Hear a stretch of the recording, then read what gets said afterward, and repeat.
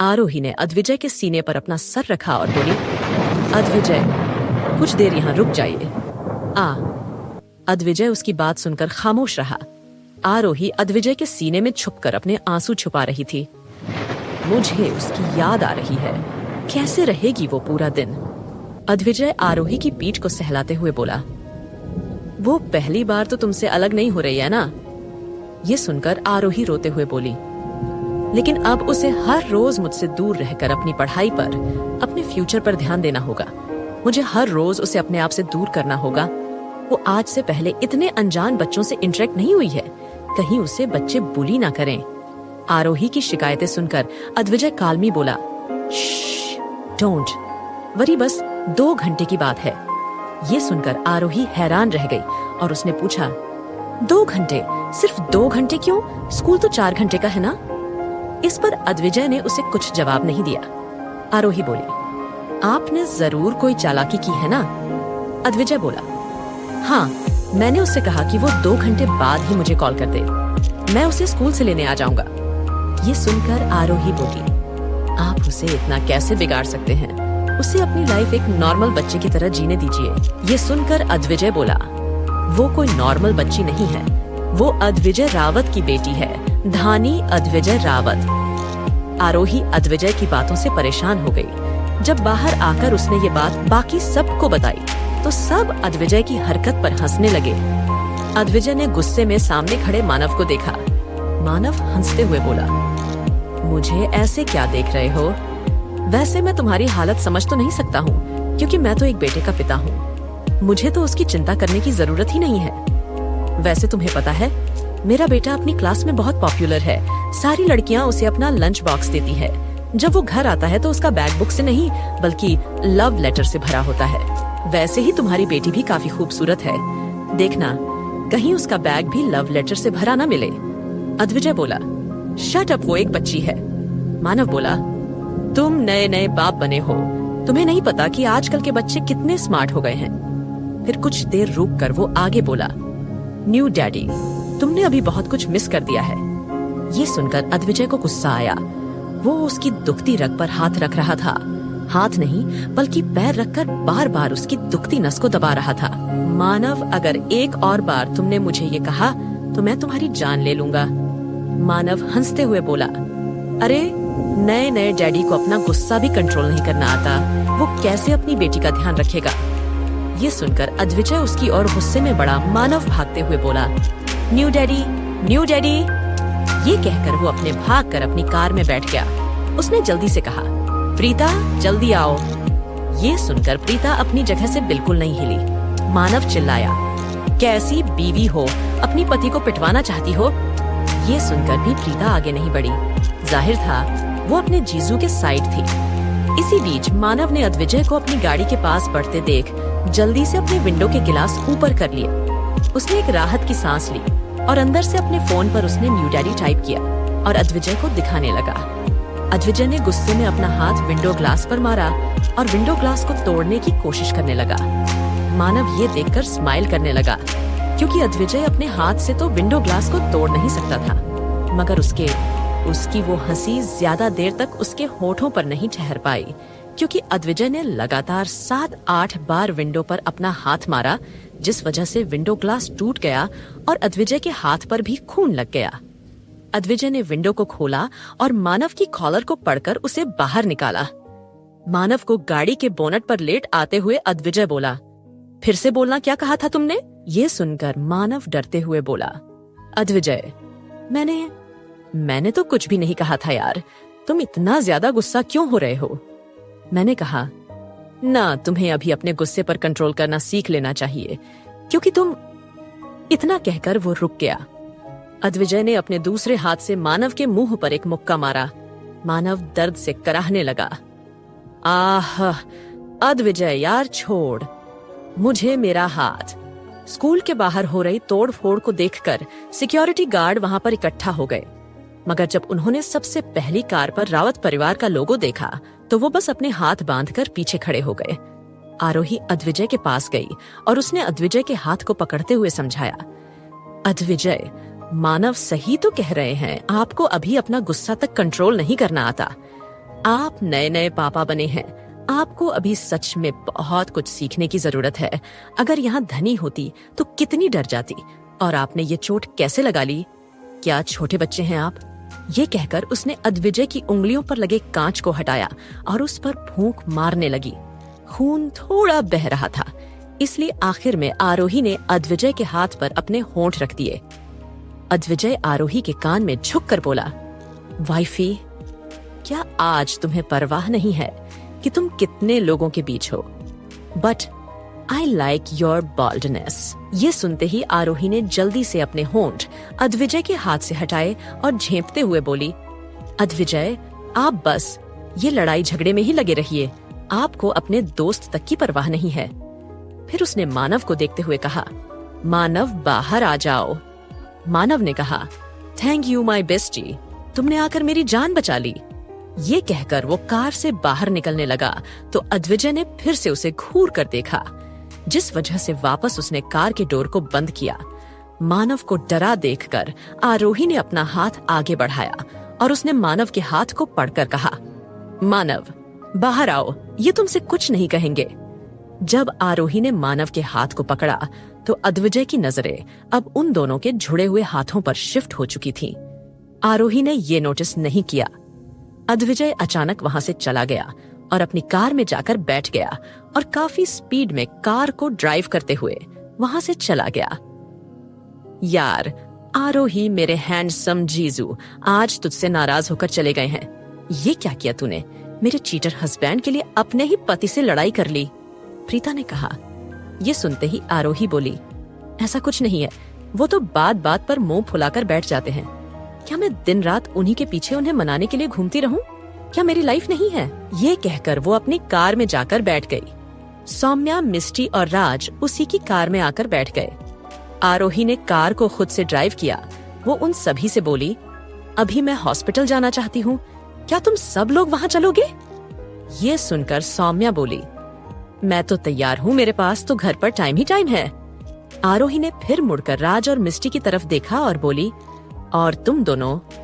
राज ने आरोही के साथ जाने के लिए हाँ भर दी। आरोही बोली, ठीक है, फिर चलते हैं सभी। फिर उसने कार को ड्राइव किया। वो अस्पताल पहुंची। आज उसने डिसाइड किया था कि वो राज और मिस्टी को टाइम देगी ताकि वो दोनों अपनी गलतफहमियां दूर कर पाए। आरोही जब अनिका जी के वार्ड में गई तो उसने उनके पैर छुए। अनिका जी ने अपना हाथ उठाकर उसे आशीर्वाद दिया। फिर आरोही ने वहां रखे खूबसूरत फूलों को चेंज किया। आरोही मुस्कुराते हुए पूछने लगी, माँ, ये फूल आपके लिए कौन लेकर आता है? इस पर अनिका जी बोली, और कौन लाएगा, वही लाते हैं उन्हें। एक दिन मैंने बता दिया था कि मुझे ट्यूलिप के फूल बहुत पसंद है, तब से वो हर सुबह गुड मॉर्निंग विश करते हुए मुझे ये फूल लाना नहीं भूलते हैं। ये सुनते ही आरोही मुस्कुराने लगी। अचानक आरोही की नेक पर बाइट के निशान देखकर अनिका की बोली, आरोही, यहाँ आओ। ये सुनते ही आरोही उनके पास जाकर बैठ गई। अनिका की बोली, आरोही, तुम्हारे और अद्विजय के बीच में सब सही है ना? ये सुनते ही आरोही बोली, हाँ माँ, हम दोनों के बीच अब सब कुछ सही है, लेकिन माँ, मैं उनकी इस रिजर्व्ड नेचर की वजह से परेशान हूँ। आप हॉस्पिटलाइज्ड हैं, आपको गोलियां लगी थी, मगर उन्होंने मुझे एक बार बताना भी जरूरी नहीं समझा। इस पर अनिका जी बोली, आरोही, तुम उसकी सिचुएशन को समझो। उसने बचपन से अपनी मन की बातें किसी से शेयर ही नहीं की, तो अब उसको अचानक कैसे आदत हो सकती है? वैसे भी आदमी अपनी फीलिंग्स कम ही शेयर करते हैं। हाँ, लेकिन तुम उसकी लाइफ पार्टनर हो तो जाहिर है तुम उसकी परवाह ही करोगी, और मैं काफी खुश हूँ कि तुम अद्विजय की इतनी परवाह करती हो। फिर उन्होंने अचानक पूछा, आरोही, क्या मैं तुमसे एक और बात पूछूं? आरोही बोली, हाँ माँ, कहिए, क्या पूछना है? आरोही, क्या तुम अद्विजय से प्यार करने लगी हो? तुम्हारी आंखों को देखकर लगता है कि उनमें अद्विजय के लिए बेशुमार प्यार है। क्या मैं सही हूँ? ये सुनकर आरोही ब्लश करने लगी और उसने अपना सर हाँ में हिला दिया। अनिका जी बोली, क्या तुमने अपने प्यार का इजहार किया? इस पर भी आरोही ने हाँ में सर हिला दिया। उन्होंने अगला सवाल किया, और अद्विजय ने अपने प्यार का इजहार किया? ये सुनते ही आरोही बोली, नहीं, उन्होंने कोई इजहार किया है और मुझे तो ये भी नहीं पता कि क्या उन्हें मैं पसंद भी हूँ। इस पर अनिका जी बोली, अच्छा ऐसा है तो तुम क्यों ना उसका टेस्ट लो। कुछ दिन तुम उस पर प्यार बरसाओ और फिर अचानक से बिना कुछ कहे उससे दूर जाने लगो, तब उसकी बेचैनी, उसकी डिस्प्रेशन तुम्हें अपने आप साबित कर देगी कि वो तुम्हारे लिए क्या फील करता है। आरोही बोली, ठीक है माँ, मैं कोशिश करती हूँ, लेकिन माँ फिलहाल तो मिस्टी को आपकी जरूरत है। आरोही अनिका जी को मिस्टी और राज की सारी बात बताकर बाहर आई और उसने खांसते हुए कहा, तुम तीनों यहाँ आओ, माँ तुम्हें बुला रही है। ये सुनकर वो तीनों लड़कियां वार्ड के अंदर कंफ्यूज होकर गई। राज कॉरिडोर में किसी से फोन पर बात कर रहा था। वहीं अंदर मिस्टी ने अनिका जी के पैर छुए। खुश रहो, अनिका जी बोली।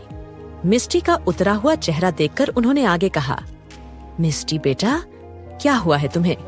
तुम्हारी नई नई शादी हुई है, तुम्हें तो खुश होना चाहिए।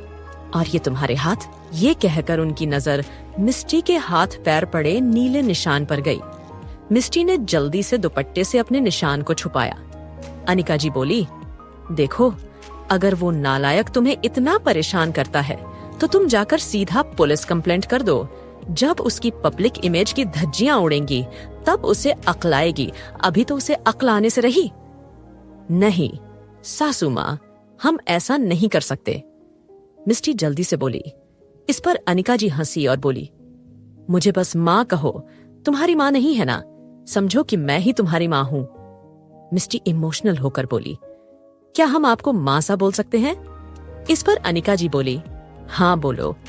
आरोही बोली, माँ राज भी यहीं पर है, क्या आप उससे कुछ बात करना चाहती हैं? इस पर अनिका जी बोली, मैं उसे क्या समझाऊंगी, उसे समझ नहीं आएगा। वैसे आज तुम सब लोग घूमने क्यों नहीं चले जाते? ये सुनते ही आरोही बोली, अच्छा आइडिया है माँ। फिर वो सभी वहां से एक मूवी देखने के लिए चले गए। राज इकलौता आदमी था जो उनके साथ था। साथ में बॉडीगार्ड्स पीछे से उनका पीछा कर रहे थे। राज जो खुद एक सुपरस्टार था, वो किसी एवरेज एक्टर की मूवी देखने आया था। थिएटर में वो बोर होकर बैठा हुआ था। उसने मास्क भी लगाया हुआ था। वो चारों लड़कियां तो रोमांटिक मूवी को एंजॉय करते हुए पॉपकॉर्न खा रही थी। राज तो पॉपकॉर्न भी नहीं खा सकता था, क्योंकि पॉपकॉर्न खाने के लिए जब वो अपना मास्क उतारता तो वहां बैठी लड़कियां तो उस पर टूट ही पड़ती। इसलिए वो अपनी जगह से बिल्कुल नहीं हिला। वो मिस्टी को खुश होकर मूवी देख किसी गहरी सोच में खो गया। मिस्टी को दर्द देकर उसे कोई खुशी तो नहीं हो रही थी, मगर आज मिस्टी को इतने दिन बाद खुलकर मुस्कुराते देख उसे ना चाहते हुए भी अच्छा लग रहा था। ऐसा लग रहा था कि सदियों से जो कलियां बंद थीं, वो मिस्टी के मुस्कुराने से खिलकर फूल बन गई थीं। मिस्टी ने अचानक राज की ओर देखा तो राज ने अपना चेहरा दूसरी ओर कर लिया। मिस्टी ने एक सैड एंडिंग को देखते हुए राज के हाथ को पकड़ लिया और वो रोने लगी। राज ने अपना रुमाल मिस्टी की ओर बढ़ाया। सौम्या और आरोही एक दूसरे की तरफ देख रही थी। प्रीता उस रोमांटिक सीन को देखते हुए बोली, तुम्हें पता है मानव ने मुझे थिएटर में ही एक बार प्रपोज किया था और उस टाइम मैं प्रेग्नेंट थी। ये सुनते ही आरोही बोली, रियली? क्या तुम दोनों इतने रोमांटिक हो? प्रीता इतराते हुए बोली, ऑन ऑफ कोर्स, हमने एक साथ रहते हुए अपने बेटे को इतना बड़ा किया है। हमारी शादी की 5th एनिवर्सरी आने वाली है। हमने अपने लाइफ में वो सब कर लिया है जिसका 1% भी तुमने नहीं किया है। ये कहते हुए उसने आरोही की गर्दन पर बने मार्क को छू कर देखा। आरोही शर्माते हुए बोली, प्रीता। प्रीता मुस्कुराते हुए बोली, वैसे तुम दोनों का लव मेकिंग सेशन कब तक चला? ये सवाल सुनकर आरोही प्रीता के मुंह पर अपना हाथ रखते हुए बोली, बेशर्म, कुछ तो शर्म करो। वो सभी फिर मूवी देखकर बाहर निकले। आरोही के कहने पर राज मिस्टी को एक मेले में घुमाने ले गया। मेले में घूमकर मिस्टी बहुत ज्यादा खुश थी। सौम्या ने मिस्टी के खुश होते हुए काफी सारी फोटोज ली और उन्हें मृत्युंजय को भेज दिया। वहीं मृत्युंजय, अद्विजय और मानव तीनों एक होटल रूम में थे। अद्विजय वहां बैठकर किसी खास के आने का इंतजार कर रहा था। आखिर किसका इंतजार कर रहा था अद्विजय? एपिसोड 158। आरोही, प्रीता और सौम्या तीनों राज और मिस्टी को मेले में छोड़कर वहां से निकल गई। तीनों एक कैफे में गई और वहां बैठकर cold coffee, fast food enjoy करने लगी। सौम्या अभी भी फोन में लगी हुई थी। प्रीता ने कहा, आरोही तुम्हारी ये दोस्त सौम्या इतना क्यों ब्लश कर रही है? इस पर सौम्या ने अपने फोन को अचानक नीचे रख दिया। सौम्या उन सभी लड़कियों में सबसे ज्यादा शर्मीली थी। वो सिर्फ आरोही की दोस्त थी। प्रीता जैसी बोल्ड लड़की से तो बोलने की उसकी हिम्मत ही नहीं होती थी। ऊपर से वो प्रीता से जलती थी, क्योंकि उसके लिए आरोही उसकी इकलौती दोस्त थी। इसीलिए सौम्या जलती थी। सौम्या अपनी दोस्ती के लिए काफी ज्यादा पॉजिटिव थी। उसने आरोही का हाथ पकड़ लिया। प्रीता ने हंसते हुए कहा, डोंट वरी सौम्या, मैं तुम्हारी चाइल्डहुड फ्रेंड को खा नहीं जाऊंगी। इस पर सौम्या ने आरोही का हाथ छोड़ दिया। आरोही बोली, प्रीता उसे तंग मत करो, और अब तुम क्या करने वाली हो? प्रीता ने कहा, थोड़ी देर इंतजार करो। तभी वहां पर एक आदमी आया जिसने की ब्राउन कलर का बिजनेस सूट पहना हुआ था। वो उन तीनों लेडीज के सामने एक चेयर पर आकर बैठ गया। उसने अपने लिए काफी ऑर्डर की और प्रीता से बोला, भाभी कहिए, आपने मुझे यहाँ पर क्यों बुलाया है? प्रीता ने आज एक काफी शॉर्ट स्कर्ट पहनी हुई थी और उसके ऊपर ब्लू कलर की टॉप ऑफ शोल्डर थी और उसके सिल्की स्ट्रेट बाल एक पोनीटेल में बंधे हुए थे। आज प्रीता काफी ज्यादा हॉट एंड सेक्सी लग रही थी। प्रीता का देवर चमन अपनी लस्ट भरी नजरों से उसे देख रहा था। तीनों लड़कियां कुछ ही देर में डिस्गस्टिंग फील करने लगी गई, मगर प्रीता काफी काम नजर आ रही थी। उसने कहा, चमन क्या तुम फाइल लेकर आए हो? ये सुनकर चमन बोला, हाँ भाभी जी, मैं फाइल लेकर आया हूँ। आरोही ने पूछा, प्रीता तुम किस बारे में बात कर रही हो? प्रीता ने कहा, आरोही, मेरे प्यारे देवर जी गर्वित को उसका हक देना चाहते हैं, इसलिए पारिक परिवार की पुश्तैनी हवेली गर्वित के नाम करना चाहते हैं और साथ ही कंपनी के 5% शेयर भी उसी के नाम करना चाहते हैं।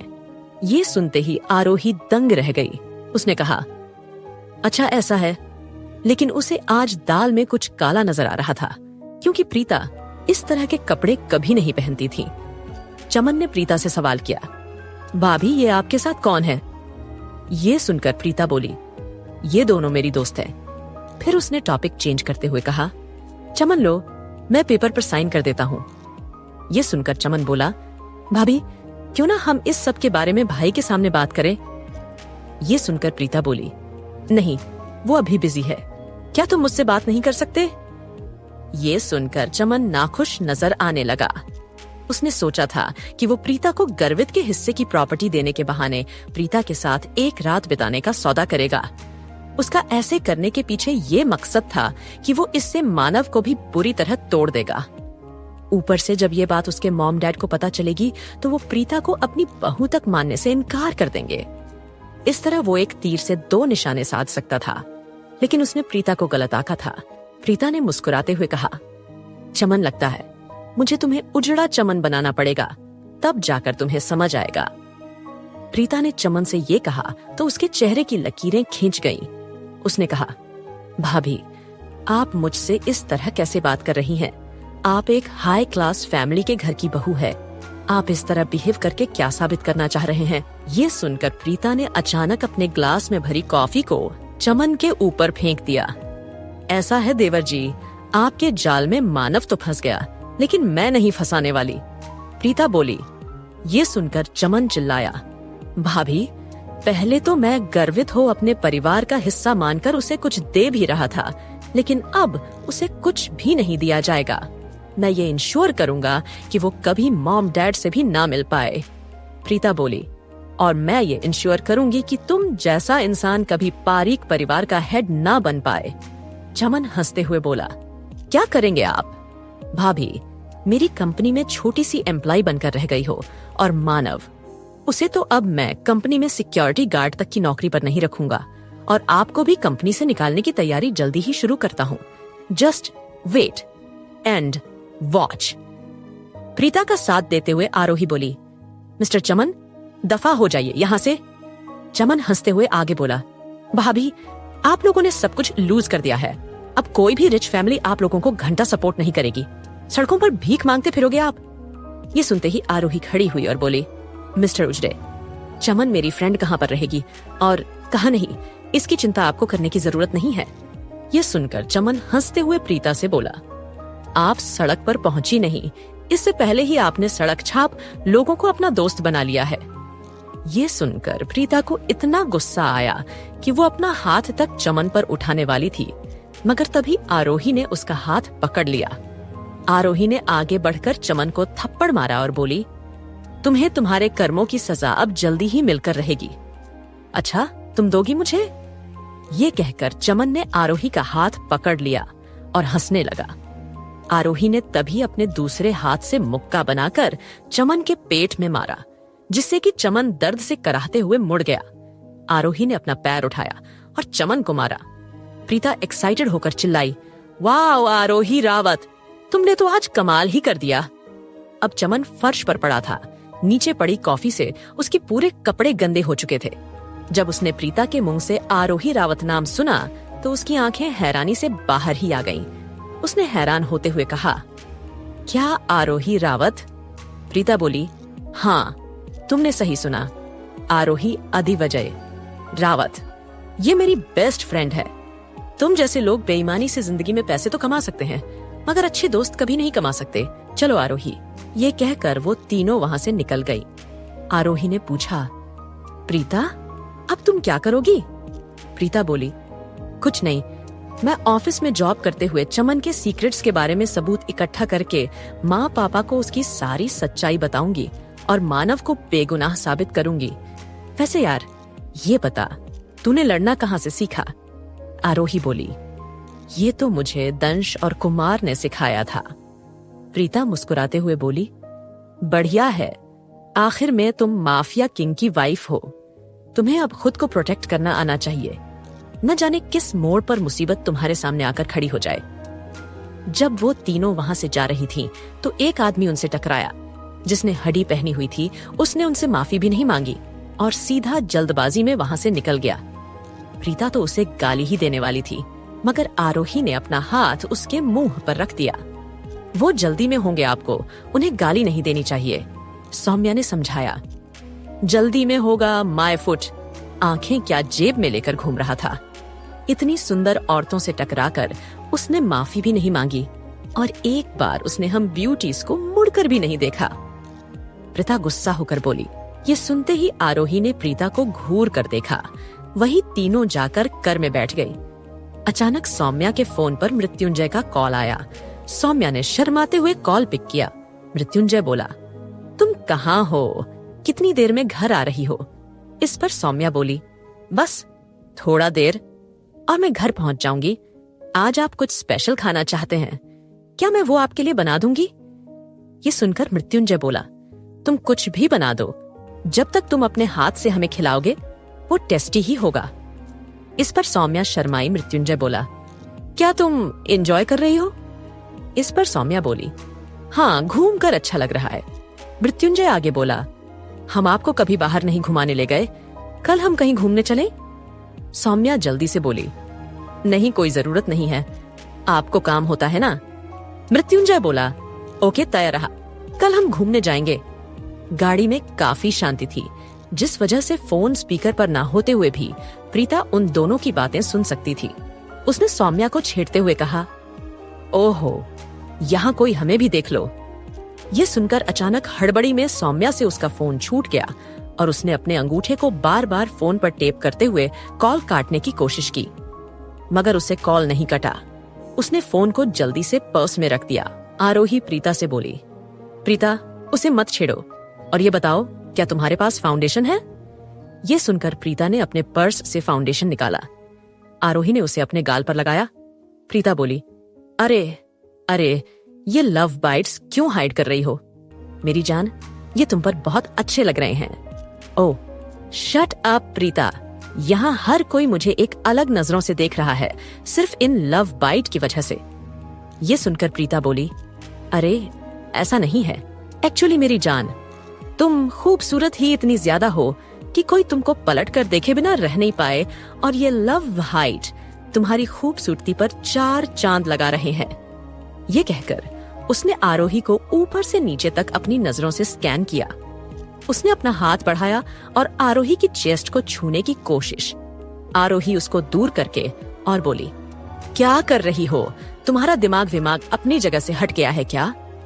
ये सुनकर प्रीता उसे छेड़ते हुए बोली, तो महारानी ने अपने सॉफ्ट सॉफ्ट गोलों को छूने का असवर सिर्फ अपने पति को दिया है। वैसे अब तुम दोनों जब एक दूसरे के साथ पूरी रात गुजारते हैं तो तुम्हारे ये दोनों गोले थोड़े बड़े होते हैं। ये सुनते ही आरोही बोली, देख प्रीता, अगर तुमने अब मुंह से एक और शब्द निकाला तो मैं तुझे लात मार के घर से बाहर कर दूंगी, और मेरी स्ट्रेंथ का नमूना तुम तो कुछ देर पहले ही देख चुकी हो। प्रीता समझ चुकी थी कि आरोही को उसने छेड़ा तो उसके साथ कुछ बड़ा हादसा हो सकता था, इसलिए वो कर की बैक सीट पर बैठी सौम्या को देखते हुए बोली, मिसेस प्रजापति, क्या मैं तुमसे एक सवाल कर सकती हूँ? ये सुनकर सुनने बोली, हाँ। ये सुनकर प्रीतम मुस्कुराते हुए बोली, क्या शादी के बाद तुम्हारे गोलों का साइज कुछ बड़ा है क्या? मैंने सुना था कि जब कोई तुम्हें प्यार करने वाला होता है तो तुम्हारी बॉडी में चेंज होने लगते हैं। मैं तो अपने टाइम पर ध्यान ही नहीं दे पाई थी, लेकिन अब मैं इस सवाल का जवाब जानने के लिए क्यूरियस हूँ। ये सुनकर शर्म से सौम्या ने अपना सर नीचे गड़ा लिया। प्रीता आगे उसे कन्विंस करते हुए बोली, अरे यार प्लीज बता दो, हम तीनों यहाँ लड़कियां ही तो है, इतना शर्माने की क्या जरूरत है? आरोही बोली, प्रीता ये मिथ है, ऐसा कुछ नहीं होता है। ये सुनकर अचानक सौम्या बोली, नहीं ऐसा होता है आरोही, मेरा साइज 36 था, अब 38 हो गया है। ये सुनते ही आरोही शॉक रह गई, उसका मुंह हैरानी से खुल गया। वो बोली, सौम्या मैंने तुमसे ये उम्मीद नहीं की थी। इस पर सौम्या शर्मिंदा महसूस करते हुए बोली, मुझे माफ कर दो। अरे माफी किस बात की, तुम शादीशुदा हो, तुम्हारा पति तुम्हें प्यार करके और सुंदर बना रहा है, तो इस आरोही का क्या जा रहा है? मत मांगो माफी, प्रीता बोली। उन दोनों की कन्वर्सेशन सुनकर आरोही ने अपने मन में कहा, ऐसा है क्या? लगता है मुझे आज घर जाकर अपनी बॉडी को नापना पड़ेगा। वैसे तो मुझे अपने साइज से काफी ज्यादा सेटिस्फेक्शन है और मैं नहीं चाहती शरीर में कोई बदलाव आए। पहले ही धानी के जन्म के बाद मेरी बॉडी में काफी बदलाव आ गया है और हैवी चेस्ट का होना एक श्राप है। जब आरोही सोच में खोई हुई थी तभी अचानक उसने अपनी चेस्ट पर एक हाथ महसूस किया। प्रीता ने आखिर में उसे सोच में खोया देख उसकी चेस्ट को छू लिया था। जब आरोही ने ये नोटिस किया तो प्रीता ने अपना हाथ हटा लिया और चिल्लाई, मिस्टर रावत को तो काफी ज्यादा सेटिस्फेक्शन होता होगा, इन्हें चूम कर हमारे चैनल को सब्सक्राइब करें और लाइक करना ना भूलें।